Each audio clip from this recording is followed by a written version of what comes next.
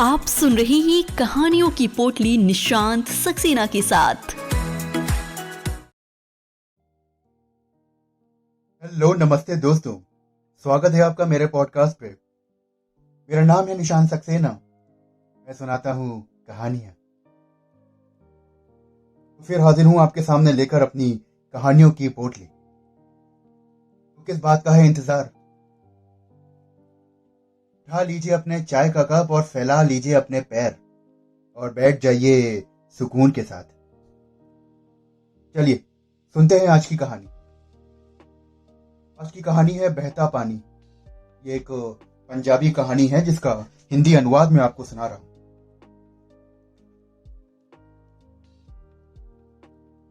लगभग 5 सालों के बाद अंजू अपने मायके के बस अड्डे पर उतरी तो एक क्षण को वो आश्चर्य से देखती रह गई।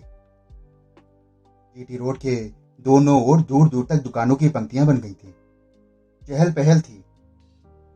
इतने ही रिक्शे खड़े थे, फल फ्रूट तथा अन्य खाद्य सामग्री से कुछ संदेह हुआ कि कहीं गलत जगह तो नहीं पहुंच गई।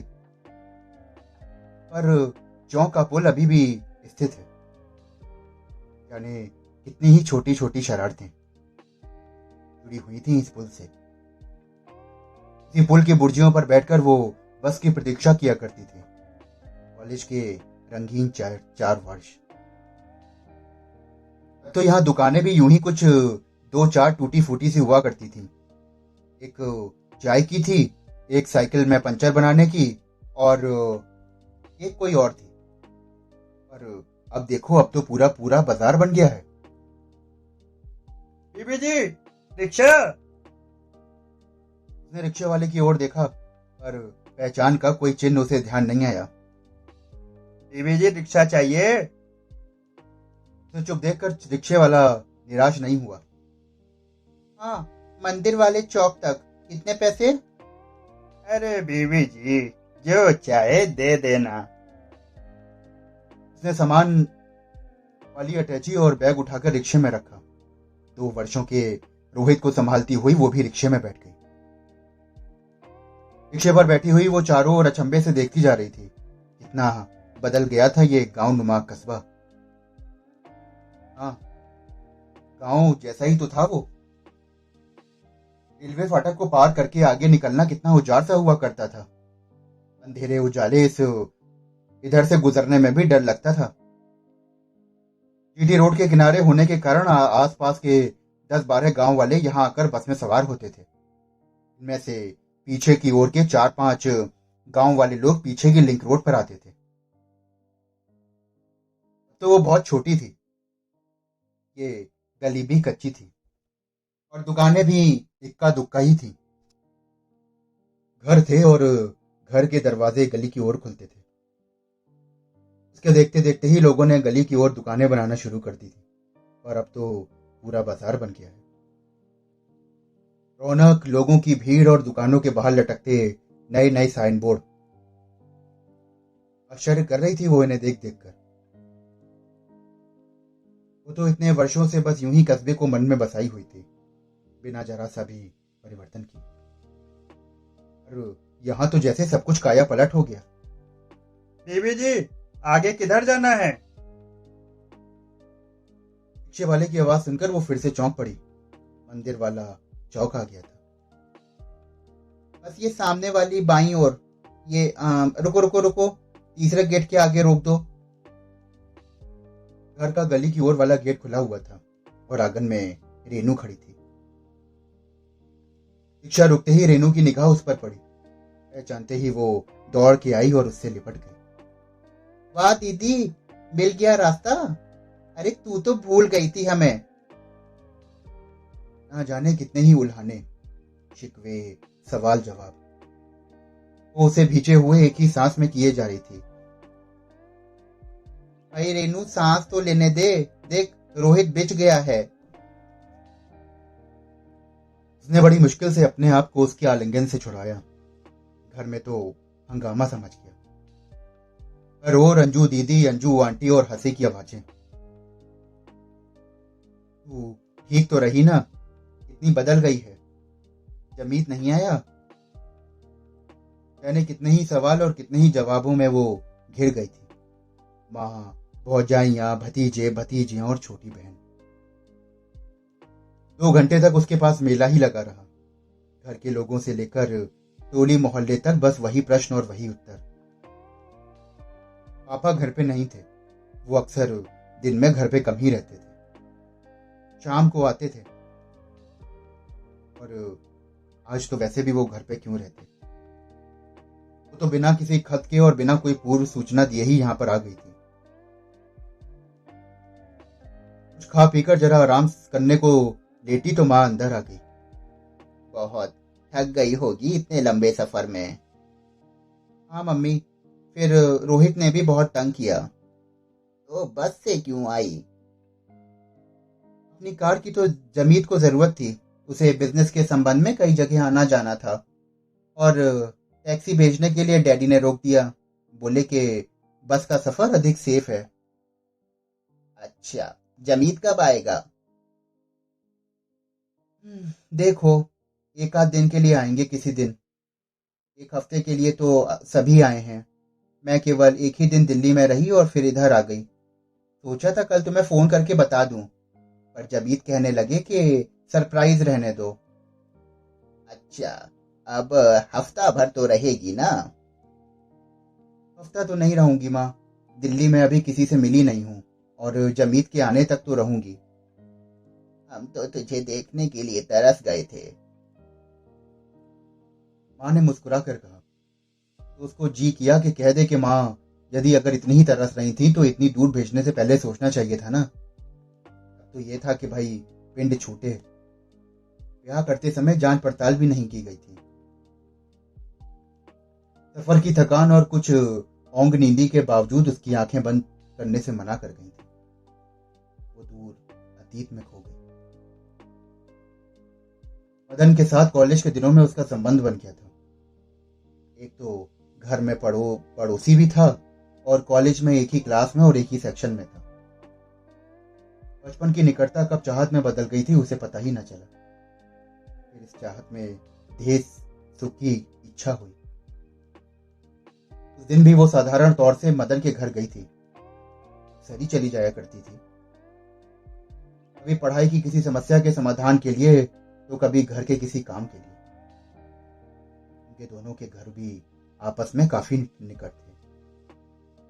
शादी, ब्याह, खुशी, गम के समय एक दूसरे के साथ मिलकर बैठते, और वो बहुत बार बस यूं ही मदन के पास कुछ रहने के क्षण ढूंढती रहती थी। कई बार मदन भी आ जाता था। हाँ, तो उस दिन बात कुछ यूं हुई थी कि घर में मदन के सिवा कोई और नहीं था। वो अपने कमरे में बैठा टीवी देख रहा था। उसको देखकर उसने टीवी का स्विच ऑफ कर दिया और कहा कि आप बैठ। आंटी को घर में नहीं दिख रही हैं, कोई है नहीं क्या? अरे यार, वो बाजार की ओर गए हैं सब। रिंकू कुछ लेने की जिद कर रहा था। अच्छा, फिर मैं चलती हूँ। ये तो उसने बस यूं ही कहा था। उसका तो जी था बैठने का।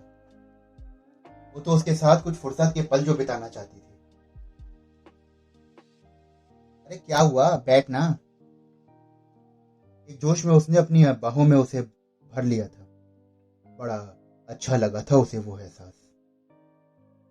तभी उसने उसकी बाहों से छूटने की छोटी सी विनय भी की थी, पर उसके आलिंगन से छूटना कोई आसान तो ना था। आलिंगन की कसाहट सख्त होती जा रही थी। दबते हुए चुंबन, और फिर शरीर की एक दूसरे में समा जाने की जद्दोजहद। उसने क्षण क्षण भोगा था। शायद बहुत दिनों से उसकी चाहत में इसके चिन्ह घुलने शुरू हो गए थे। लहू की तपन का उबाल। पहले एक दूसरे को देखा और फिर एक दूसरे के निकट होने का एहसास जो तृप्ति से भर देता है। अब वो शरीर के मिलन में आने लगे। एक दूसरे से मिलने के वो अब मौके ढूंढते रहते थे। दिन भर सभी काम भूल कर वो उसके घर में बैठा रहता। उसकी माँ के पास, उसके पापा के पास, उसके भाइयों के पास और उसकी भाभी के पास। मगर ये तो केवल वही जानती थी कि वो यहाँ क्यों बैठा रहता है? पहली बार आलिंगन, वो भी इतना आनंदित मिलन में ही कि किसी एक पल में हुआ था। शायद उत्तेजना की खुमार में बढ़ती गई लापरवाही टेस्ट की तैयारी के लिए मुकेरिया ही अपनी सहेली के पास वो बहाना बना कर गई। अबॉर्शन भी ठीक ठाक हो गया था, पर बात फैल गई। पहले कॉलेज में अफवाहों का बाजार गर्म हुआ था और फिर वहां लड़के लड़कियों के माध्यम से फैलता हुआ पूरे कस्बे में फैला। सबसे पहले कुल्हाड़ा उसकी पढ़ाई पर पड़ा था। मदन का आना तो क्या, उसका घर में नाम लेना भी वर्जित हो गया। वो स्वयं एक कैदी की दशा में होकर रह गई। बस हर वक्त उसे घड़ी नजर आती। दीदी उठो, चाय पियो। पता नहीं कब तक वो अतीत में खोई रहती अगर रेनू ना आती। वो चाय का कप लिए खड़ी थी और उसे कप लेते हुए उसने अपने पास बैठा लिया। ने से उसकी आंखों में झांकते हुए पूछा, आजकल किस ईयर में है? +2 में दीदी। इतनी जल्दी भूल गई? जब तुम्हारा ब्याह हुआ था तब मैं 7th में थी। अरे भाई, अब सब बदल भी तो गया है। तू भी कितनी रोनी थी और अब देख कैसी हो गई है। हाँ, हटो दीदी, तुम तो शरारत करने पे आ गई, शैतान कहीं की। वो शर्म से गुलाबी हो गई थी। अंजू इतनी देर तक उसके चेहरे को देखती रही। दीदी, तुम्हारी चाय में मक्खी गिर गई, लाओ मैं दूसरी ला देती हूँ। अरे चल कोई नहीं, मत ला, मेरा मन भी नहीं है अब पीने का। अरे इतने दिनों बाद तो आई हो और उसमें भी चाय पीने के लिए मना कर रही हो। रुको। वो उसे जाते हुए देखती रही। उसका शरीर और उसके तीखे नैन नक्श। छुटपन में कैसी रोनी हुआ करती थी ये। वो मदन को इसी के बहाने तो पत्र भिजवाया करती थी। मिलने के उपाय और उस मिलन में कितनी उत्तेजना होती थी, पर ये सिलसिला भी जल्दी ही टूट गया था। ब्याह के लिए घर में होती भाग दौड़ का तो उसे पता था, लेकिन इतनी जल्दी हो जाएगा उसे ये एहसास न था। 4-5 महीनों में कई बार बात चली। घर के लोग तो उसे कहीं भी पटक देने को तैयार थे। जहां भी थोड़ी बहुत बात होती वहां उसके पिछले कुकर्मों का पता लग जाता और बात वहीं के वहीं टूट जाती। ये रिश्ता अखबार के मैट्रिमोनियल के द्वारा हुआ था। विदेश में निवास करते हुए एक बिजनेस फर्म का कारिंदा। तुरंत विवाह और जात पात का कोई बंधन नहीं, केवल लड़की सुंदर और स्मार्ट हो। उसके पिता ने भी बहुत बढ़ा चढ़ाकर बायोडेटा भेजा था। हफ्ते भर बाद चंडीगढ़ के एक होटल में देखी दिखाई हुई। लड़के वालों को तो वो पसंद आ गई। यद्यपि उसकी मां ने एक कॉल ले जाकर पापा पर बहुत जोर दिया था, एक बार लड़के वालों का घर बार तो देखा हो, लेकिन वो नहीं माने। उनके पापा ने तो एक भी नहीं सुनी और हफ्ते भर में ही चंडीगढ़ के एक पैलेस में विवाह करके विदा कर दिया। और आज वो लौटी है इतने वर्षों के बाद। शाम को रेनू के साथ वो बाहर निकली। गली के जानकारों के साथ रश्मि से कुशल क्षेम पूछती हुई।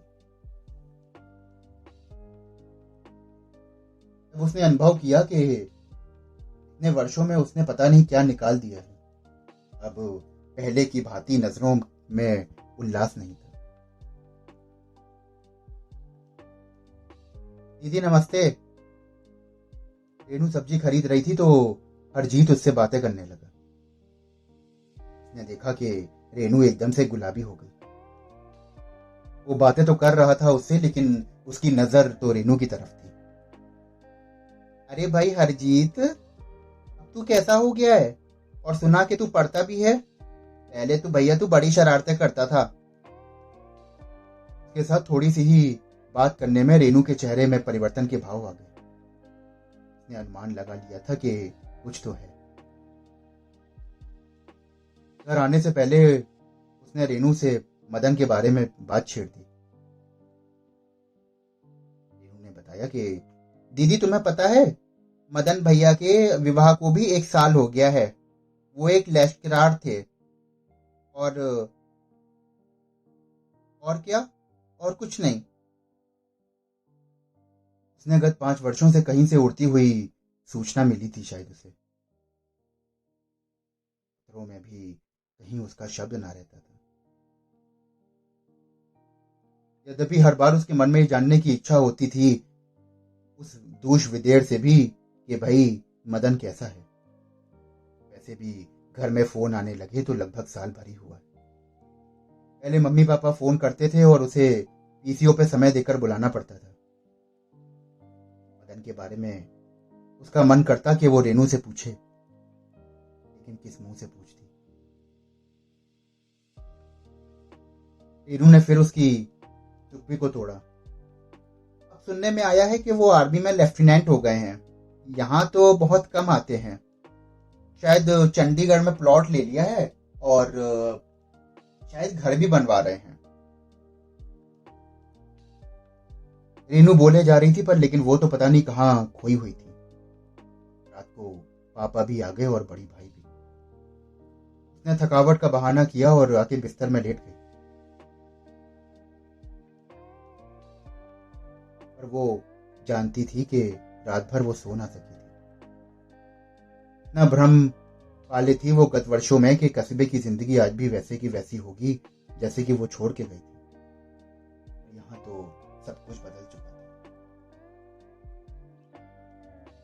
सुबह उठकर जब उसे नींद आई और आंख खुली तो 8 बज चुके थे। रेनू कॉलेज जाने के लिए नाश्ता कर रही थी। बड़े भाई दफ्तर जाने को तैयार थे और छोटे बच्चे स्कूल के लिए। केवल पापा ही आंगन में आराम से बैठे हुए अखबार पढ़ रहे थे। अरे भाई अंजू, आजा। भाई तेरी देर से उठने की आदत अभी भी नहीं गई। आजा, यहाँ पे आके बैठ थोड़ी देर मेरे पास। नहीं पापा, वो सफर की थकान के कारण नींद नहीं खुली। वैसे तो वो पापा की मुस्कान और बातों के अर्थ को बहुत अच्छी तरह जानती थी। कई बार पहले ही फोन पर वो रट लगा चुके थे। अरे भाई, अरे वो रेनू के लिए भी अपना भाई कोई रिश्ता विश्ता ढूंढ दे और हमारे भी कागज अप्लाई कर दे। भैया देखो, अपनी जिंदगी का तो कोई अर्थ अब बचा नहीं है। तू है तो विदेश में घूम लेंगे, वरना तो भगवान भरोसे हैं ही हैं भाई। अब अनिल के बच्चे भी हैं भैया, वो भी तो तेरे भतीजे हैं। उनके बारे में कुछ सोच, उन्हें भी बाहर पढ़ने के लिए बुला ले। न जाने कितने सपने पाले हुए थे पिताजी, पर उन्होंने कभी ये नहीं पूछा कि तेरे सपनों का क्या हाल है। जमीर का स्वभाव कैसा है, कोई समस्या तो नहीं। यदि वो पूछ भी लेते तो शायद वो बता ना सकती थी कि एक कारोबारी आदमी के साथ जिंदगी काटना कैसा होता है। एडजस्ट करने के लिए उसने खुद को कितना मार लिया था। यदि शायद कुछ बताती भी तो उनकी समझ में ना आता। बातों से बचने के लिए उसने बाथरूम में जाकर दरवाजा बंद कर लिया। नल खोलकर वो पानी की धार के नीचे कितनी देर तक बैठी रही उसे पता ही नहीं था। बाहर के शोर से तो अलग थी, पर अपने भीतर का शोर उसके समझ में नहीं आ रहा था कि वो उस शोर का क्या करे। उसका मन था कि वो अपने शोर को इस बहते पानी में बहा दे। दोस्तों, अभी आप सुन रहे थे मेरे साथ कहानी बहता पानी। जैसा कि मैंने आपको बताया था कि ये एक पंजाबी कहानी थी जिसका हिंदी अनुवाद में आपको सुना रहा था, और पंजाबी में ये कहानी लिखी थी बलबीर परवाना साहब ने। आशा करता हूं कि आपको ये कहानी बेहद पसंद आई होगी। अगर आपको कहानियां सुनने का शौक है और आप ऐसी और भी कहानियां सुनना चाहते हैं तो जुड़े रहिए मुझसे। मैं फिर मिलता हूं आपसे अगली कहानी के साथ। धन्यवाद।